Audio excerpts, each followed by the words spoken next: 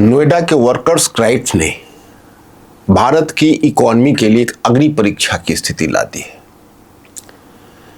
देखिए, वर्कर्स का जो डिससेटिस्फैक्शन है, रिवोल्ट है, वो अपनी जगह है, क्योंकि इतनी कम सैलरी 10,000 से 12,000, जबकि इंडिया में एक लेबर लॉ आ चुका है, वो पेपर पर है, उसका इम्प्लीमेंटेशन नहीं, और डे टू डे लाइफ में वर्कर्स को सफ़र करना पड़ता है। ऊपर से आप समझ सकते हैं आर्टिफिशियल इंटेलिजेंस जनित जो रोबोट्स है उसके गले पर लटकती हुई तलवार।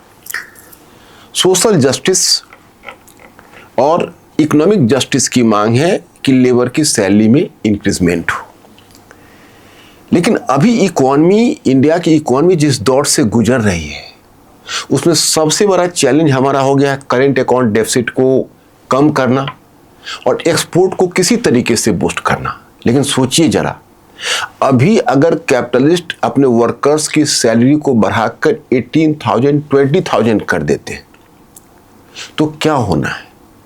उनका लॉजिस्टिक एंड प्रोडक्शन कॉस्ट इतना महंगा हो जाएगा कि साउथ ईस्ट एशिया के अधिकांश देशों से, जैसे वियतनाम है, चाइना है, उससे इनका प्रोडक्ट बहुत ही लेस कॉम्पिटिटिव रह जाएगा और इसका खामियाजा इनको अंतर्राष्ट्रीय बाजार में भुगतना पड़ेगा और इनके प्रोडक्ट्स पिट जाएंगे। इन्हें पिटने का मतलब इससे पिटना नहीं है, इंडिया के एक्सपोर्ट को पिटना है।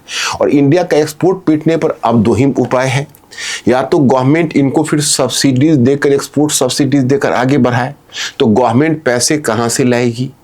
वो तो वैसे भी अभी उसके सामने चैलेंज है पेट्रोलियम प्रोडक्ट्स का। तो इसका मतलब है कि उसका राजकोषीय घाटा और बढ़ेगा, मतलब कि फिस्कल डेफिसिट बढ़ेगी, और फिस्कल डेफिसिट बढ़ेगी तो इन्फ्लेशन बढ़ेगा। तो अगर इन्फ्लेशन बढ़ता है तो वर्कर्स को जो फायदा पहुंचाया जा रहा है उनके सैलरी बढ़ा के उसको न्यूट्रलाइज कर देगा।